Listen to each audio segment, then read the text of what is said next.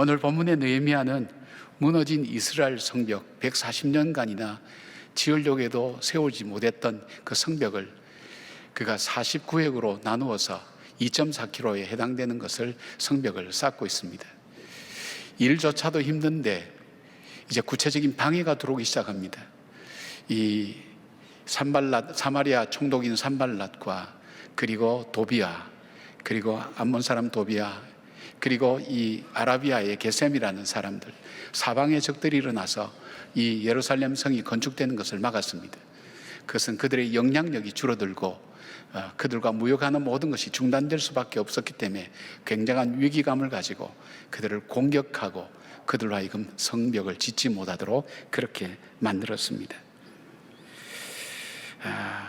근데 이 느헤미야가 어떻게 이것을 이겨나가는가 하는 것이 오늘 나눌 말씀입니다. 여러분, 우리도 살아가면서 우리 인생에 나를 즐겁게 하고 내 삶을 살게 했던 일상의 현이 끊어져 나가는 같은 경험을 할 때가 참 많습니다.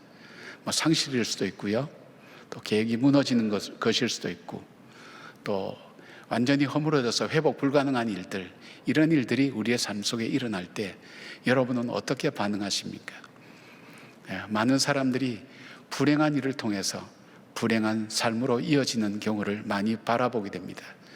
그러나 느헤미야는 오늘 이 문제들을 어떻게 풀어가며 그 성벽을 쌓는가 하는 것을 성경은 오늘 우리에게 말씀하고 있습니다. 우리의 삶에도 마찬가지입니다.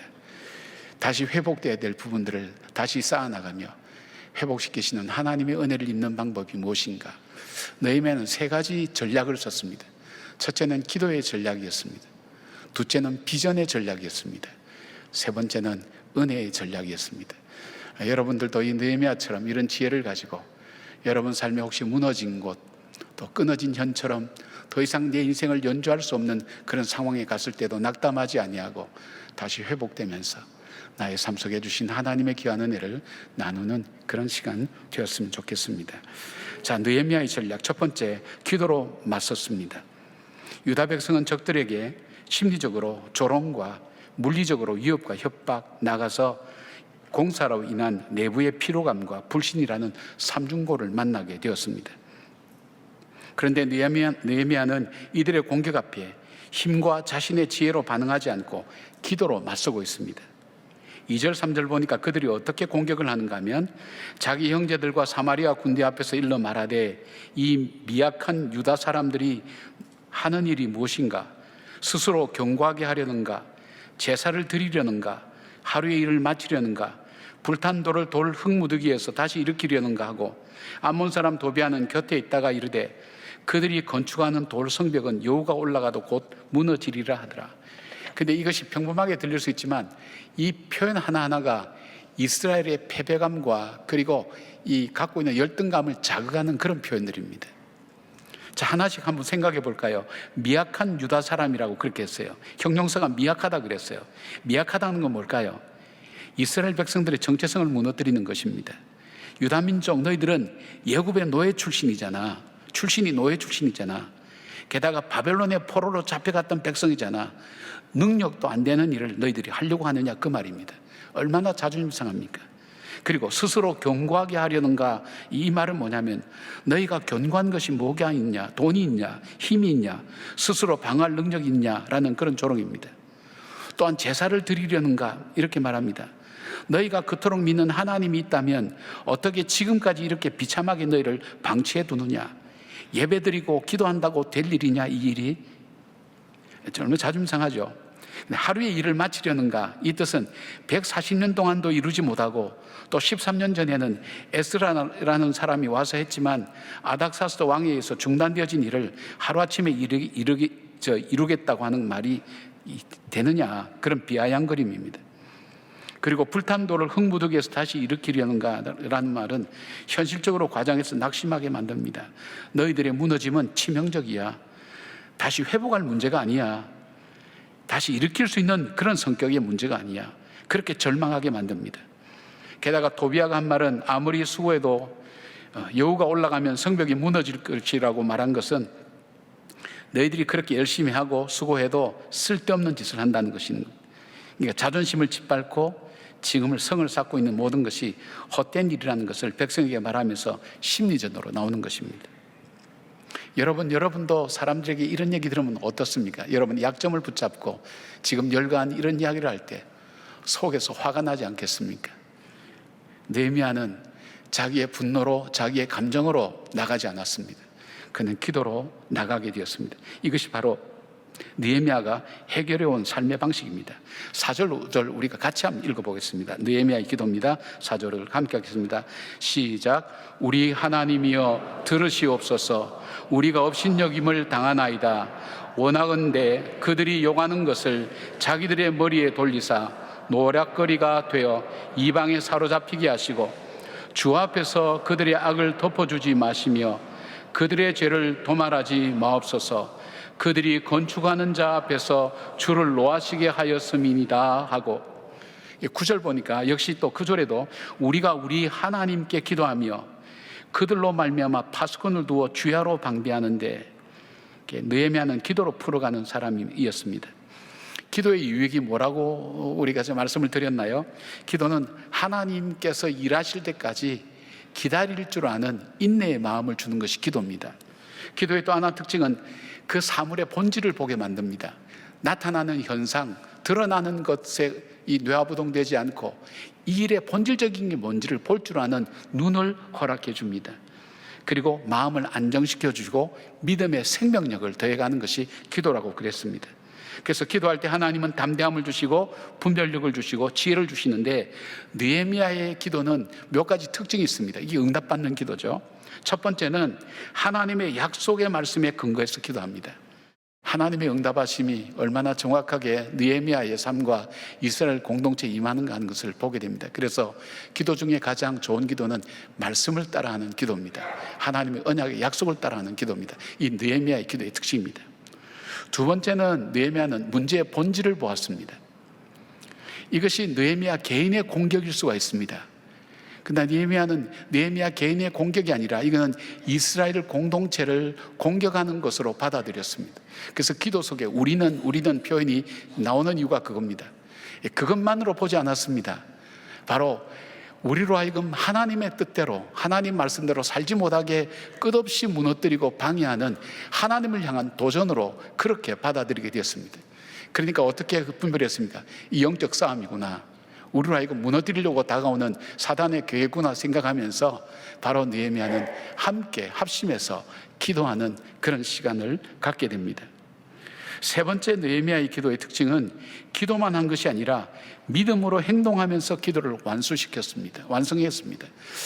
기도만으로는 부족하다고 얘기하는 사람이 많은데 기도만으로 부족한 것은 없습니다. 단지 우리가 기도의 완성이 기도한 대로 우리가 그렇게 믿고 나가는 것, 그것까지가 기도의 완성입니다. 이 느헤미야는 그랬습니다. 9절 보니까 우리가 우리 하나님께 기도하며 그들로 말미암아 파수꾼을 두어 주야로 방비하는데, 기도만 하지 않고 기도의 완성인 파수꾼을 두어서 그들의 공격 앞에 방비하도록 했다는 것입니다. 기도할 때 백성들은 흔들리지 않았습니다. 하나님이 담대함을 주셨습니다. 6절에 보니까 이에 우리가 성을 건축하여 전부가 연결되고 높이가 절반에 이르렀으니 이는 백성이 마음들여 일을 하였음이라 그렇게 되어 있습니다. 여기 보니까 백성이 일을 했다고 되어 있는데 원어를 보면 주어가 레브입니다. 레브라는 것은 마음입니다. 백성들의 마음이 일을 했다는 것입니다. 이 말은 뭐냐면 이들이 흔들리지 않고 하나님 주신 약속 굳게 붙들고 믿음으로 최선을 다했다는 것입니다. 이사야 8장 10절 보면 이 말씀이 있습니다. 너희는 함께 계획하라. 그러나 끝내 이루지 못하리라. 말을 해보아라. 끝내 시행되지 못하리라. 이는 하나님이 우리와 함께 계심이라. 원수가 어떤 것을 행하여도 이기지 못한다고 말씀을 합니다. 이스라엘이 가장 어려울 때 선지자 이사야를 통해서 선포한 말씀입니다. 하나님이 함께 계신다. 임마누엘의 하나님, 그 하나님이 함께 계신다고 그렇게 외치면서 두려워하지 말라고 했습니다. 사랑하는 여러분, 시련과 어려움이 올 때, 내 마음을 뒤흔드는 이런 일들이 올 때, 심리전을 펴고 다가올 때 그대로 당하지만 마시고 그 조급하고 안타깝고 속상하고 분한 마음을 하나님께 갖고 가십시오. 여러분, 다윗도 보면 저주하는 기도가 있습니다. 시편 보면 무서울 정도로 저주합니다. 그러나 다윗은 하나님께 이 마음을 쏟아놓지 사람에게 그렇게 하진 않습니다. 기도가 바로 그겁니다. 우리는 사람에게 쏟아붓잖아요. 사람에게 쏟아보면 더 큰 상처와 더 큰 아픔이 일어나고 사단이 얼마나 노력하기 좋은 재료들을 제공하는지 알 수 없습니다. 사람에게 나지 않고 하나님께는 내 마음을 토하라 그랬습니다. 여러분 음식 먹고 토해본 경험 있죠? 토할 때 요거는 소고기니까 가려내고 요거는 생선이니까 가려내고 이렇게 토합니까? 한꺼번에 다 쏟아져 나옵니다. 토할 때는 우리 속에 더러운 것이 다 나오게 되는 거예요. 근데 그걸 너희는 시시로 하나님께 토하라 그랬어요. 하나님, 여러분 하나님께 기도하는 전략으로 나가기를 바랍니다. 내 마음이 흔들리고 내 자존심이 상하고 나로 하여금 어려움과 위협이 구체적으로 다가올 때 낙심하지 않고 그대로 당하지 않고 그 있는 마음을 그대로 하나님께 그냥 토스하고 하나님께 올려드리는 겁니다. 하나님 보십시오. 히스기야가 아수르가 쳐들어올 때 그 유업했던 편지 자체를 들고 성전에 갖고 올라와서 하나님 기도할 때에 그 다음날 어떻게 했습니까? 18만 5천 명입니까? 한꺼번에 죽었지 않습니까? 하나님의 역사가 우리 가운데 있습니다. 느헤미야의 전략은 기도였습니다. 여러분 기도로 여러분에게 다가오는 무너진 곳 다시 회복시키시는 하나님께 기도로 갖고 나가는 여러분들 되기를 바랍니다. 두 번째로는 비전으로 맞섰습니다. 이 첫 번째 심리전에서 패배한 산발락과 도비아와 게셈이 다음에 전략을 세웁니다. 11절 보니까 우리의 원수들은 이르기를 그들이 알지 못하고 보지 못하는 사이에 우리가 그들 가운데 달려 들어가서 살육하여 역사를 그치게 하리라 하고 그렇게 되어 있습니다. 이제 물리적인 공격을 시도합니다. 군대를 모으고 성을 건축하는 이스라엘 백성들을 공격하고 죽이고 살육하자고 소문을 퍼뜨립니다. 실제 군대를 동원해서 위협합니다. 근데 여러분 느헤미야가 누굽니까? 아닥사스다 왕의 최고 신임을 받는 신하가 아닙니까? 그리고 왕의 허락한 조서를 가지고 와서 이 성벽을 건축하고 있습니다. 합법적입니다. 더구나 왕이 느헤미야에게 왕의 친위대를 함께 파병했습니다. 그렇다면 이런 위협은 왕의 조서와 친위대를 동원하면 쉽게 해결될 수 있습니다. 만약 전투하다가 왕의 친위대가 죽거나 다쳤다고 보고가 되면 아닥사스다 왕이 가만히 있겠습니까? 군대를 보내서 사마리아와 반대자들을 분명히 진멸할 것입니다. 그런데 느헤미야는 그렇게 하지 않았습니다. 왜냐하면 궁극적인 목적이 성벽을 쌓는 데 있는 것이 아니라 이스라엘 백성이 하나님을 의지하고 하나님을 사랑하고 하나님을 섬기고 하나님의 바른 공동체로 세워지는 것에 목적이 있기 때문입니다. 이 목적을 이루기 위해서는 자기들 스스로 기도하면서 믿음으로 이겨내면서 이 성을 세워야만이 공동체가 만들어지는 것을 느헤미야는 알았습니다. 본질을 알았습니다. 그래서 쉬운 일을 택하지 않았습니다. 하나님 일하실 때까지 기다리며 그들에게 비전을 제시했습니다. 비전은 다른 것이 아니었습니다. 그들에게 비전은 하나님의 말씀이었습니다. 하나님의 언약이었습니다. 14절에 적들의 위협을 두려워하고 낙담하는 이들에게 이렇게 격려합니다. 내가 돌아본 후에 일어나서 귀족들과 민장들과 남은 백성들에게 말하기를 너희는 그들을 두려워하지 말고 지극히 크시고 두려우신 주를 기억하고 너희 형제와 자녀와 아내와 집을 위하여 싸우라 하였느니라. 그렇게 했습니다. 성을 쌓기 전에 느헤미야가 이스라엘 백성에게 이 성을 쌓아야 될 이유를 그렇게 설명했습니다. 먼저 생존의 문제라고 얘기했습니다. 안전과 그리고 생존을 위해서 반드시 필요한 것이 성벽이다.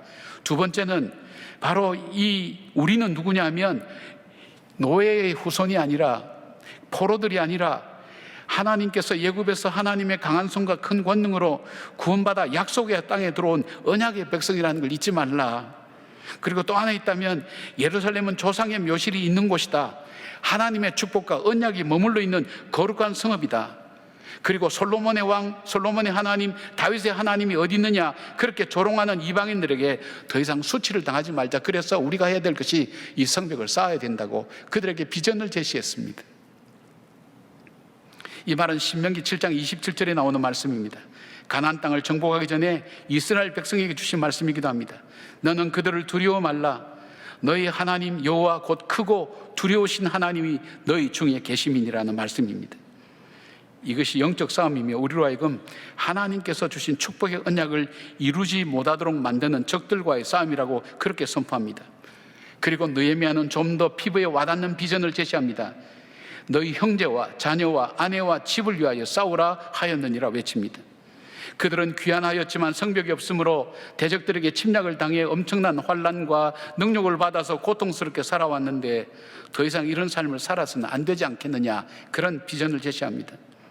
여러분, 비전과 사명은 정체성에서 나오는 것입니다. 내가 누구냐에 따라서 비전이 거기서 나옵니다. 내가 누구냐에 따라서 사명이 거기서 나옵니다. 비전을 가지고 사명을 가진 사람은 삶의 모습이 달라집니다. 그리고 그들의 삶의 방향이 달라집니다. 베드로가 물 위로 걸어라는 주님의 음성을 들었을 때 그 말씀을 의지하고 주님을 바라보고 그럴 때는 물 위를 걷게 되었습니다.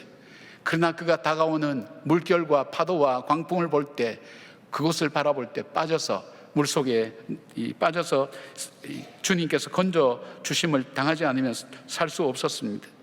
여러분, 무엇을 바라보느냐가 참 중요합니다. 자신을 보고 환경을 볼 때는 현실에 휩쓸릴 수밖에 없습니다. 대성당을 짓기 위해서 돌을 다듬고 있는 인부에게 무엇을 하느냐고 질문을 했습니다. 그랬더니 각각 대답이 다릅니다. 첫 번째 사람은 먹고 살기 위해서 돌을 다듬고 있다고 대답합니다. 두 번째 사람은 나는 벽을 쌓고 있습니다 라고 대답합니다. 세 번째 사람은 나는 위대한 성전을 짓고 있습니다 라고 대답했다고 합니다. 같은 일을 하고 있지만 비전을 가진 사람의 마음과 태도는 다릅니다. 시련과 환난이 오고 좌절감이 몰려올 때에 우리가 궁극적으로 무엇을 위해서 살고 있는지, 오늘 내 삶을 붙들고 있는 힘이 무엇인지, 내가 의지하고 바라보는 것이 무엇인지를 진지하게 우리가 생각해 볼 때 하나님 말씀이, 하나님의 언약이 우리의 비전이 되고 약속이 되고, 바로 우리가 하나님 바라볼 때 크신 하나님 우리와 함께 합니다. 내가 현실과 나 자신을 볼 때 하나님은 작아집니다. 그러나 내가 그 하나님의 언약을 붙들고 나갈 때, 그 비전을 다시 붙들 때에 우리에게 힘들고 어렵게 하는 일에 쓰러지거나 넘어지지 않고, 넘어져도 다시 일어서서 걸어가는 놀라운 능력이 이 비전에서 나오는 것입니다. 여러분, 꿈을 갖기를 바랍니다. 꿈을 꾸기를 바랍니다. 바로 하나님의 언약의 약속의 말씀입니다. 이 약속의 말씀 붙들고 흔들리지 않고 그 약속을 이루어 주실 그 하나님을 바라보며 나가는 저와 여러분 되기를 바랍니다. 세 번째는 은혜의 전략으로 나가야 됩니다. 은혜로 맞서야 됩니다. 사마리아 총독 산발락과 도비아, 아라비아 사람들, 암몬 사람들과 아스돗 사람, 적이 점점 늘어갑니다. 예루살렘 성전이 중수되어 간다는 소식을 듣고 분노하면서 계속해서 이스라엘 백성들의 마음을 흔들어 놓습니다. 실제로 이들과 무역하고 가까이 지내는 유대인들을 통해서 10번씩이나 유대 사람들을 공격할 것이라는 소문을 듣게 만듭니다. 민심이 흔들리게 만드는 거예요. 일도 힘들고 건축 자재는 부족한데 그냥 이 비전 붙들고 나가는데 너무나 힘겹고 어렵습니다. 그래서 유다 사람들이 말합니다. 10절에 보니까 유다 사람들은 이르기를 흙무더기가 아직도 많거늘 짐을 나르는 자의 힘이 다 빠졌으니 우리가 성을 건축하지 못하리라 하고, 유다 사람들은 적의 위협 앞에 두려워했습니다. 그러자 환경이 보이고 연약한 자기 자신들이 보이기 시작했습니다.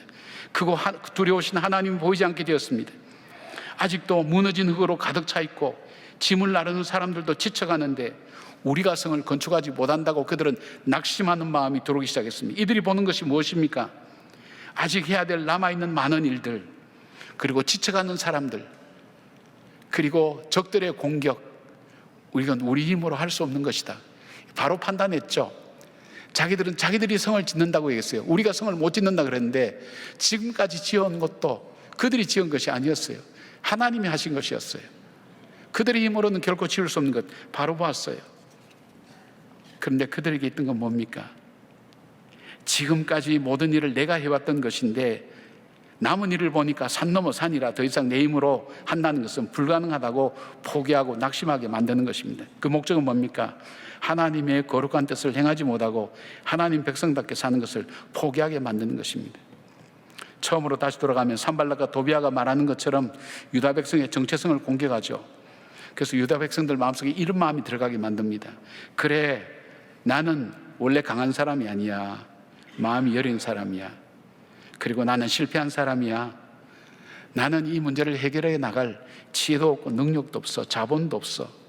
내가 기도한다고 되겠어? 얼마나 기도를 했는데 하나님이 응답이라도 할까? 내가 한 일이 다 헛된 일이야. 이미 이전에도 나는 많은 실패를 했어. 이제 내가 더 이상 무엇을 할 수 있을까? 이런 생각을 갖게 만듭니다. 여러분 아마 그런 생각 갖고 계신 분 있지 않을까요? 그때 느헤미야가 어떻게 했습니까? 13절 보니까 내가 성벽 뒤에 낮고 넓은 곳에 백성이 그들의 종족을 따라 칼과 창과 활을 가지고 서 있게 했어요. 왜 느헤미야가 백성들을 성벽 뒤에 낮고 넓은 곳에 무장하고 종족을 따라 모이라고 했을까요? 6절 말씀 보면 이런 말씀이 있어요. 이에 우리가 성을 건축하여 전부가 연결되고 높이가 절반에 이르렀으니 이는 백성이 마음들여 일을 하였음이라 되어 있습니다. 느헤미야가 백성들을 성벽 뒤 낮고 넓은 곳으로 모이라고 한 것은 보는 관점을 바꾸는 겁니다. 지금 백성들은 위협과 일의 어려움만 보면서 지쳐가는데 남아있는 어려움을 보는 대신 자신들이 해왔던 것을 보게 만드는 것입니다. 성이 다 이어져 있고 성벽이 반밖에 올라가지 않았지만 그들이 낮은 곳에서 보면 그 성이 얼마나 높이 쌓여져 있는가 하는 것을 보게 됩니다. 아마 놀랐을 것입니다. 52일 만에 성벽을 건축했으니까 이 짧은 시간에 얼마나 크고 놀라운 일들이 일어나게 된 것을 보게 되었습니다. 시선을 바꾼 것입니다. 해야 될 수많은 일들을 본 것이 아니라 가장 낮은 곳으로 가서 위로 올려보면서 자신들이 해왔던 이 성벽이 얼만큼 크고 놀라운 것인가, 어느새 이렇게 해왔는가, 하나님께서 어떻게 우리를 인도해 오셨는가 하는 것을 보게 하는 것입니다. 그리고 크시고 두려우신 하나님을 바라보라고 그렇게 외칩니다. 패러다임을 바꾸는 겁니다. 여러분, 우리는 우리 힘으로 살아왔다고 생각하는 순간 교만해지거나 좌절하게 됩니다. 교만의 다른 양면은 좌절이죠. 내가 이만큼 했다고 생각할 때 얼마나 인간은 교만합니까? 모르겠어요. 저는 더 살아봐야 되겠지만 그래도 웬만큼 살았는데 제가 살아온 게 아닌 것 같아요.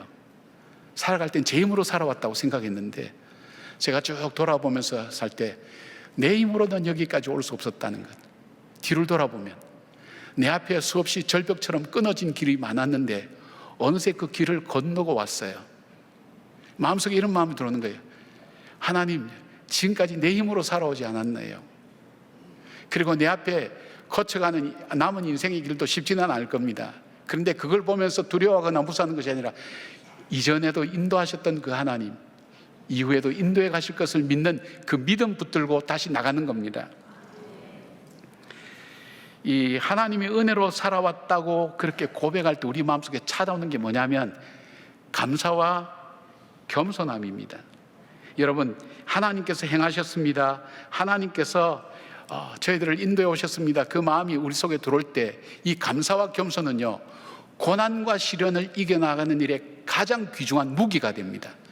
감사하는 사람은 중단하지 않습니다. 겸손한 사람은 무너지지 않습니다. 바로 이 은혜를 생각할 때에 우리에게 감사와 그리고 하나님의 은혜를 우리가 기억하게 되는 것입니다. 이스라엘 백성들이 하나님의 이적과 기적으로 광야 생활을 한 것을 잊어버릴 때가 있었습니다. 홍해의 기적을 경험하고 그들이 건넌 홍해에서 얼마나 잔치하며 노래 부르고 그렇게 막 얼마나 하나님 찬양했는지 모릅니다.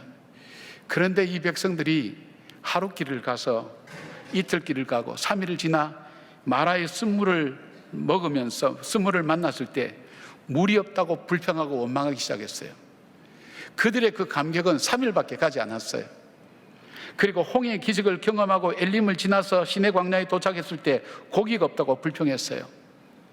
여러분, 우리가 살아가면서 홍해가 갈라지는 기적을 체험했는데 이 놀라운 찬양과 은혜가 하나님께 감사했던 것이 며칠 갈까요? 이 기억이 짧은 사람을 금붕어 머리를 가졌다고 그렇게 얘기했네요. 3초밖에는 기억 못한다 그러는데 최근 연구에 의하면 이 금붕어도 훈련하고 나면 3개월 내지 5개월 정도 기억한다고 합니다. 말씀 안 드려도 무슨 뜻인지 알겠죠? 우리가 금붕어보다도 하나님 은혜를 기억 못하는 거예요. 그는 내 힘으로 살아왔다고 생각하기 때문에 그 자체가 교만이죠. 하나님의 은혜로 살아왔구나, 그럴 때 감사가 회복되고 또 하나님의 은혜가 기억되는 것을 여러분 꼭 잊지 말기를 바랍니다. 말씀 가운데 걸어갈 때에 우리로 하여금 무너진 성벽을 다시 세우게 하시는 그 하나님의 능력, 우리가 눈에 보이는 성벽보다도 하나님의 백성답게 살아가는 것, 하나님의 뜻을 이루며 살아가는 것을 더 귀하게 여기시는 하나님의 능력이 우리 눈앞에는 고난과 시련처럼 보이는 그 일을 통해서도 우리를 만들어 가시는 그 하나님을 기억하면서 용기 잃지 않고 믿음 안에서 비전을 붙들고 나가는 저와 여러분 되기를 주의 이름으로 축복합니다. 아멘.